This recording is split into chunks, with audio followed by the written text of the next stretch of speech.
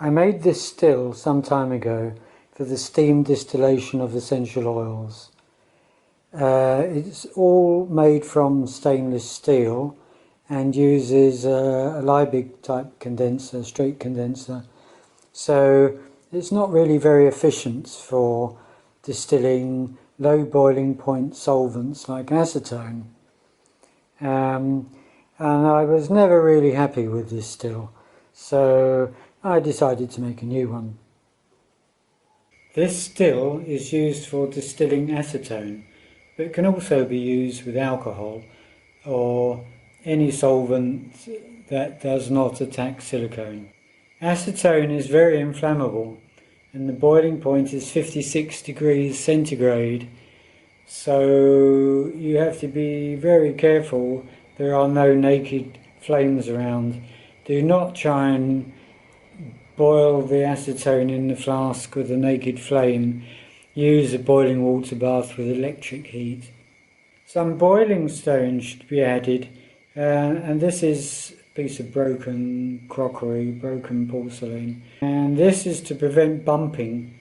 Use an electric pump and an ice water bath to condense the acetone vapour, unless your tap water supply is very cold. It's better to use an ice water bath. Where I live, it's difficult to obtain pure acetone, but nail varnish remover is very easy to buy, and the impurities are water and possibly lanolin, which is sheep's fat, and all of these can be removed by distillation. The design is based on the quick fit ether condenser, which is a very expensive piece of glassware, and this is a jacketed coil condenser in which the jacket is outside and the coil inside. Now it's easier to make a version with the jacket inside. The function of the jacket is to force the hot acetone vapour towards the copper cooling coils. Therefore it can be made from stainless steel. Copper is a much better conductor of heat than stainless steel, but in this case stainless was much easier to fabricate and I didn't have copper the right size. Without the central jacket, the hot vapour could bypass the coils altogether and just pass straight through the condenser and escape uncondensed. The copper tube is 6mm diameter and wound by hand. If it gets a bit difficult to wind without collapsing, anneal it. Now the pots are stainless steel salt and pepper pots, cut off at the top and TIG welded together. First weld in a piece of 10mm tubing. Copper tube is silver soldered to the stainless steel pots. The straight tubes were cut from stainless tube and 90-degree elbows were welded in to make the bends. A 4mm union was welded in for a digital thermometer, so you can monitor the boiling point. This cooling structure is then silver soldered to the cover, which was actually the lid of a mug. The cover is then glued to the bottle with clear silicone. The condenser was made from a whisky bottle with the base cut off.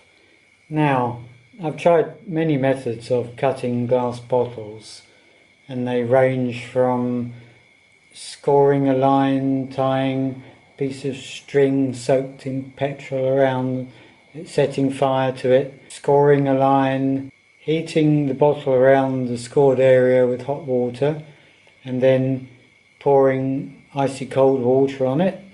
And all of these are unsatisfactory. Yeah, they'll crack it usually, but often not completely all the way around, and they'll leave some parts that are jagged. The best method I've found to cut a bottle is, first of all, stand the bottle up on its base and with a tungsten carbide point or a glass cutter set at a convenient height, Rotate the bottle by hand while applying pressure with the tungsten carbide point to score a line around the bottle.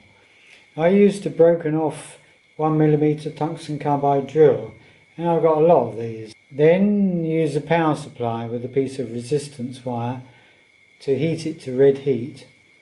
This piece is 1.7 ohms, so it draws 7.5 amps at 13 volts. Hold the bottle with the hot wire on the score line and very slowly rotate the bottle. You will hear first crack, second crack, and maybe third crack, then a perfect cut.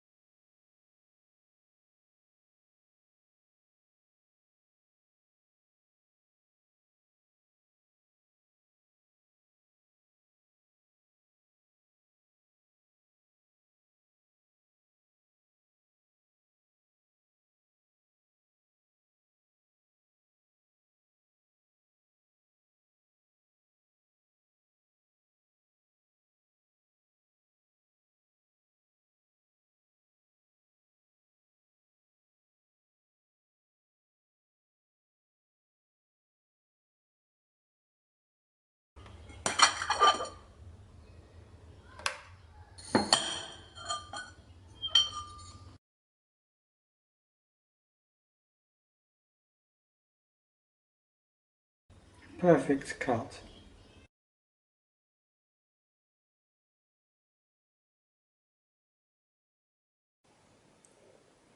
The coil is now fitted to the lid, and the glass body can now be fitted with silicone.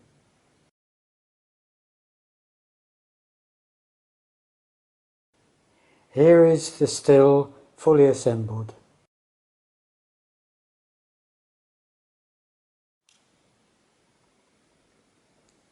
Don't forget to add boiling stone to prevent bumping.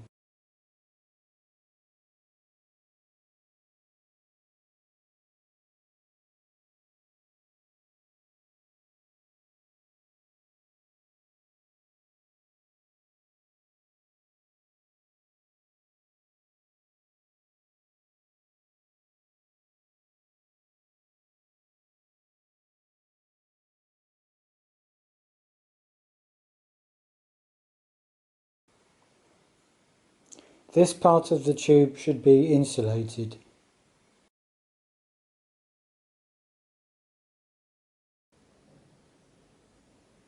Here the hot water bath and receiver are fitted.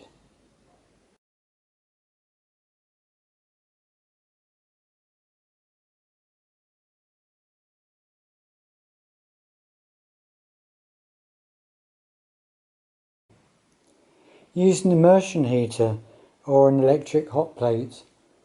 This is a Chinese immersion heater I bought, and this is a homemade one. Well, now that the distillation apparatus is completely finished, I discovered that analytical grade acetone is available in Phnom Penh. Very high quality Chinese acetone, 500 ml for $4. This is a chemical supply shop in Phnom Penh. So the acetone still turned out to be actually a complete waste of time. It's better to buy it than to try and make your own. It's not worth it.